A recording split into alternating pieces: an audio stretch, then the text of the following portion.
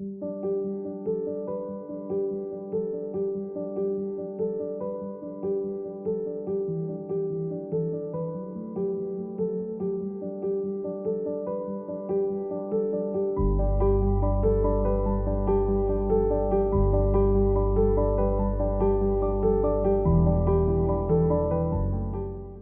suis un résident des Saules depuis 73 ans.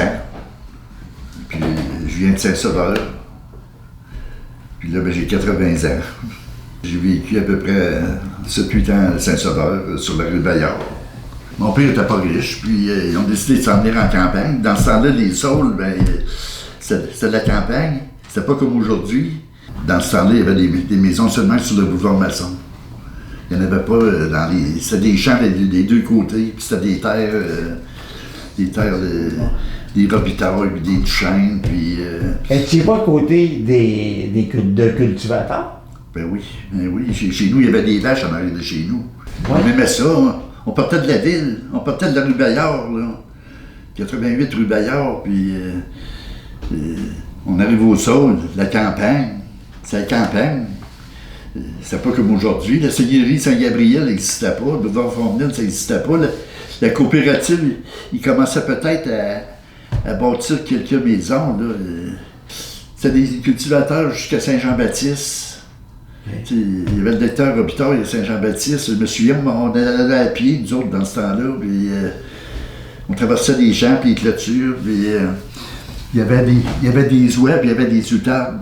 Docteur Robitaille, et puis quand on arrivait là, on se faisait. Il nous courait après, puis il nous pognait par le fond de culotte. On a couru les terres qu'il y avait là, toutes les terres. Il y avait du bois, il y avait une petite cabane à sucre en haut du coteau. Là. On allait voler du sirop d'érable. Là. Le midi, les autres étaient partis à la maison, je suppose, en bas là, de la terre, puis nous autres, on allait voler du sirop d'érable. Vous étiez un moyen moineau quand même quand vous étiez jeune. Ah oui, on était des... On n'était pas des saints, là. On se connaissait tous au sol, quasiment tous, là, tu sais, je veux dire, les cultivateurs, nous autres, on allait ces cultivateurs travailler, faire les foins, sortir les chitiennes. La paye était-tu grosse? Hein? La paye? 3 piastres par jour dans le plus. En mangez-vous du soutien? Non, j'en mangeais pas, là. Je mangeais pas de chitienne, là, mais oui, Vous êtes allé à l'école où? Je suis allé à l'école de la Côte-Saint-Paul, comme on appelait dans ce temps-là. On appelait ça la boîte à beurre. Oui, c'est ça. Là, je suis allé en 3e à peu près jusqu'en 8e année là. Après ça, on a été transféré la 9e année à la nouvelle école qu'ils ont construite un petit peu plus loin, là, sur la rue Tassé, je pense que ça s'appelle. Je me souviens d'à peu près... au moins 50% des noms de ma classe dans ce temps-là, en 3e, 4e année. Là, puis, il y avait des savoirs là, qui demeuraient en bas du boulevard Amil. Dans ce temps-là, c'était des terres. Des Savoirs, Paul Savard, Savard et Dion, tu sais, puis il y avait les Blanchettes. Michel Gervais, qui a été le recteur. Michel Gervais, moi. Qui a été le recteur de l'Université Laval. Oui, le recteur, oui. Tu sais, après ça, il a travaillé. Puis il y avait Rénal Chabot dans ce temps-là, qui était bon, les deux premiers classes. Là. De vos parents, c'est quoi le cadeau le plus important ou le plus marquant que vous vous rappelez? Pour Noël, mettons. Y en a-tu un en particulier? C'était quoi le genre de cadeau? Bon, je sais que des fois qu'il nous donnait en pâté du charbon et puis des pommes. Du charbon? Oui. Cadeau de Noël? Mais on avait été mal commode, disons, avant les fêtes, là, puis... mais on avait toujours d'autres cadeaux après ça, là, on avait du linge, surtout. On avait du linge, parce que dans ce temps-là, nos parents n'étaient pas riches, tu sais, puis... ça ne nous surprenait pas. Dans ce temps-là, ils ne nous donnaient pas des téléphones intelligents, puis...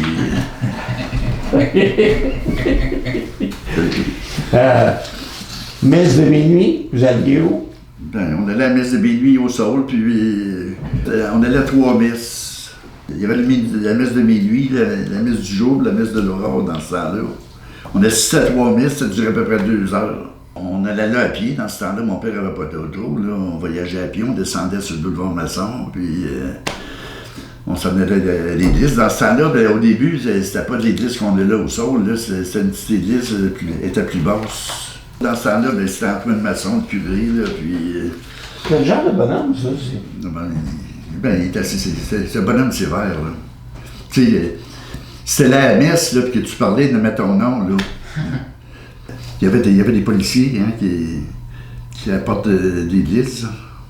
Et puis, à un moment donné, ben, mon frère avait parlé, puis il s'était fait sortir de l'église. Et puis, il y avait la police des Saules, Joe Charest. On l'appelait Joe la balieuse. Il vendait une balieuse. Ah oui, puis il était chef de police.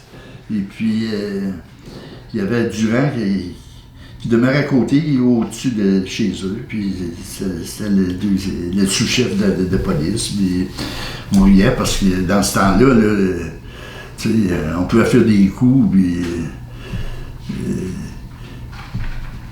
Quel genre de coup? Ben, des coups. Racontez-moi ça. Je sais pas si je devrais en parler, là. On jumpait à l'autobus pour monter. Ben oui, il faut en parler. On se pendait en arrière de l'autobus, l'autobus de Rolette, qui montait à l'ancienne Lorette. Et puis des fois même qu'on montait sur le bumper, on se tenait après le bouchon à gaz en arrière. Mais moi, je m'étais fait venir une petite 22. Une petite 22 un coup, là. J'avais fait venir ça de... Je sais pas si c'était j'ai payé ça 7 piastres. Mon frère tenait une canne dans ses mains ou une pomme, puis moi je tirais dedans. Avec la 22. Vous étiez un bon tireur. Ben là, j'aurais pas fait ça, là, j'aurais pas été un bon tireur. Là, et là, votre frère, il tenait la canne de même, puis vous... la pomme avait la canne dans la main, puis je tirais dedans. À peu près à 20 pieds. Ben, vous avez pas dit ça à votre père, hein? Non, je savais même pas que j'avais une 22. Ah oui? On n'était pas responsable trop. Non. Dans la jeunesse. Je fais des affaires comme ça, là, aujourd'hui, je ne le recommencerai pas, là, certain. J'étais pompier volontaire, puis le chef, c'était Montembeau. Je me souviens plus de son premier nom. Jean-Paul Montembeau. Et puis, on n'avait pas de pompiers, de camions de pompiers. On avait des boyaux, je me souviens plus qui c'était qui transportait ça. Mais il y avait eu un feu dans la coopérative, l'Anglois. La grange avait pris en feu. Et puis, moi, j'avais passé une nuit là, à arroser le feu. Avec les boyaux qu'on avait dans ce temps-là. C'était gratuit. Ben oui, c'était bénévole, on n'était pas payé. Où ce qui est le terminus d'autobus aujourd'hui, ben, il y avait une glacière, là. Puis ça appartenait à Ernest Robitaille. Et puis, moi, j'ai travaillé pour lui. Là, il apprenait où, le glace? Sur les lacs à la berge. À base de plein air de Sainte-Foy aujourd'hui, là. Il y a les lacs à la berge, à base de plein air de Sainte-Foy. Okay. Il prenait de la glace là. Et puis, il ramassait ça des morceaux d'à peu près, je dirais, 3 pieds par 3 pieds, par à peu près 18 pouces d'épaisseur. Et puis, on chargeait ça dans le camion. J'ai travaillé, je suis allé livrer de la glace au lac Saint-Augustin. Comment ça se faisait, toi? Ben moi, j'étais sa palette en arrière. Ouais. Et puis, on avait des pinces à glace. Ouais. Et puis, on a fait le lac Saint-Augustin, puis on a fait la Ville-Vanier. Et le monde avait quasiment tous des glaciers. Et puis, dans les portes ou dans la fenêtre, ils mettaient une carte. Puis, d'un côté, c'était marqué 1, l'autre côté, c'était marqué 2. Et puis, quand on voyait 1, on partait avec un bloc de glace. On allait livrer un bloc de glace. Si c'était marqué 2 blocs de glace. Puis, ils payaient 15 cents, je pense 10-15 cents du bloc. Puis, à côté de chez nous, moi, je faisais la patinoire. Puis, là, c'était une patinoire avec des bandes en glace. Puis, c'est moi qui les faisais. C'était une patinoire de peut-être 100 pieds par 50 pieds de large, là, 60 pieds de large. On avait des filets faits en planche, que j'avais fait avec de la poche en arrière. Puis, je faisais des lignes avec du jus de bête. Le gardien de but, ben, j'avais fait des pads avec des pneus. J'avais coupé des pneus, puis on se rentrait ça dans la jambe. Et puis, on jouait contre des équipes. On a joué contre l'ancienne Lorette. Puis, on a peut-être joué contre d'autres équipes aussi, mais on a joué contre une équipe du Grand Désert. Les autres, il y avait une belle patinoire, contrairement à la mienne, là, avec des bandes en glace. On jouait au hockey ensemble. Une fois, je m'étais fait embarquer par Vincent Dufour. Là, puis Je pense que depuis ce temps-là, j'ai mal à l'épaule. Mais Parce que moi, la place que je demeure actuellement, là, ça a déjà été un terrain de Jacques Dion. Moi, je me trouve à demeurer sur la rue Chevalier, à côté du presbytère. La rue Chevalier, je pense qu'à ce moment-là, ça s'appelait la rue Sainte-Marguerite, je suis pas sûr, là. Puis, il a vendu ça à Charles-Aimé Hamel. Puis, moi, j'ai acheté 2 autres. J'ai 43 ans. Puis dans ce temps-là, ben, c'était pas cher, les maisons. Dans la coopérative, ils vendaient des maisons 3 4 000, 5 000, tu sais. C'était pas cher pour une maison, là. Quand ça s'est mis à se construire, tout ça, là, ça vous faisait-tu quelque chose de perdre un peu la campagne?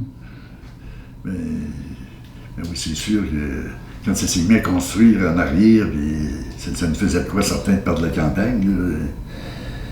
Puis je connais moins de monde. T'sais, dans ce temps-là, je connaissais pas mal plus de monde, là, mais c'est comme je disais tantôt, les familles Robitaille, j'en connais 7-8. J'en connaissais 7-8 dans ce temps-là au sol. Ils sont encore là? On parlait de Pierrette Robitaille, c'est une famille de Robitaille. Henri Robitaille, c'est une autre famille de Robitaille. Cyril Robitaille, c'est une autre famille de Robitaille. Octave Robitaille, c'est une autre famille de Robitaille. Il y avait des Robitaille qui demeuraient sur Pire-le-Lièvre. M. Lacroix, ça fut un grand plaisir. Alors, je voudrais vous remercier au nom de la Société d'histoire des rivières.